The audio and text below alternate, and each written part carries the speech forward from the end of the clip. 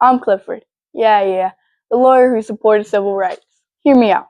I use my skills to support my black clients. If I didn't provide my service, who would help them?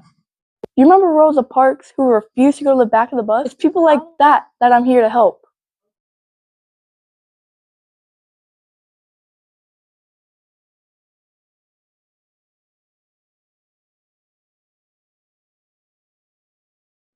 We provided legal advice, represented those fighting unfair laws, and sheltered organizers when they needed a place. Our work was often behind the scenes, but it mattered. Courts, lawyers, and private support made many civil rights victories possible. We believed that practicing the law with conscience could change unjust systems. Rosa Parks was old, she was tired, these laws are unfair. I understand, and change is on the way.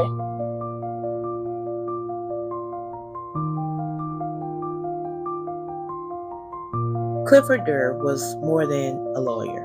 He was a conscience in a system designed to silence Black voices.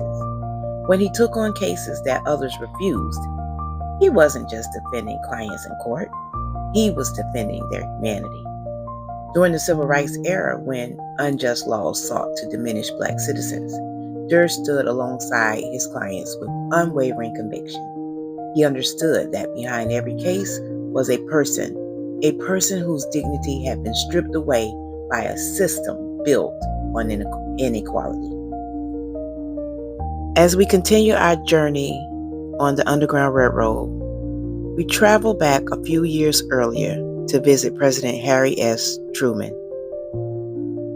In 1948, Truman's action proved something that Clifford Durr had always believed, that the machinery of government, when directed with purpose, could challenge entrenched injustice. The military order opened a door. It showed that change from above was possible, that the law itself could be rewritten. My name is President Harry S. Truman. In 1948, I signed the Executive Order 9981 to desegregate the U.S. Armed Forces. It was not a grand gesture born of moral awakening. It was pragmatic, even reluctant, but it was transformative.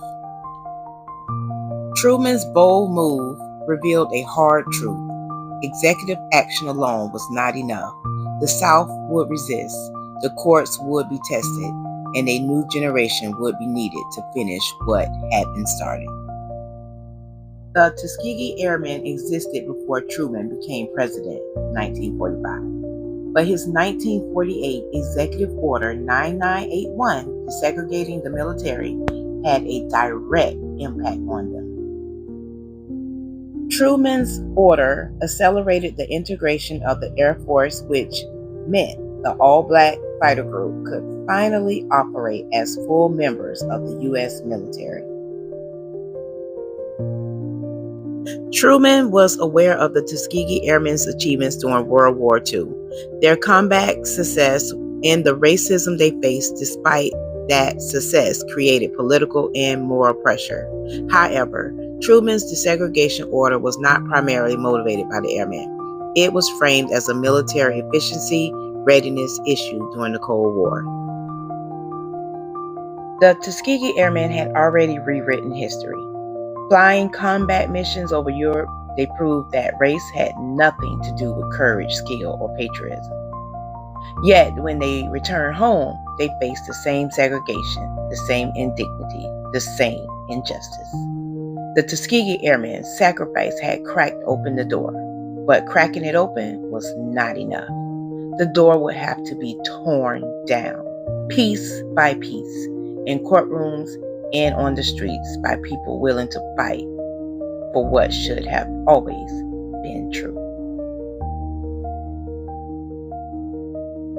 All right, friends, we have arrived to the final station, but definitely not the last. Robert F. Kennedy inherited a railroad already in motion. He didn't build it. He didn't even want to ride it. But by 1961, as Attorney General, he found himself at the controls of immense power. Kennedy Station represents a crucial truth. Allies don't have to be perfect. They have to be willing. And sometimes being willing means being forced to act by the momentum of history, by the courage of those who came before, by an underground railroad that refuses to stop.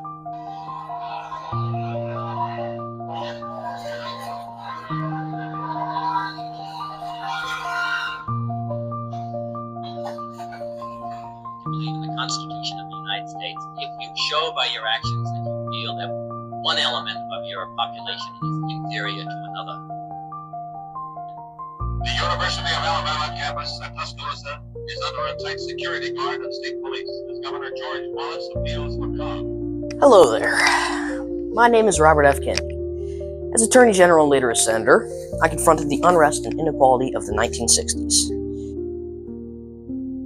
As the Attorney General of the United States, he arrived in Washington with little experience in civil rights and even less enthusiasm for the issue. But events would force his hand. As freedom riders were beaten in the South and Black students faced arrests for seeking equal education, Robert F. Kennedy found himself at a crossroads. It would have been easy for my father just to The say legal no. arguments that They Clifford called the Durr Attorney had been General's making for court. years, arguments dismissed as radical, impossible, unmarketable, suddenly demanded a response from the highest levels of government.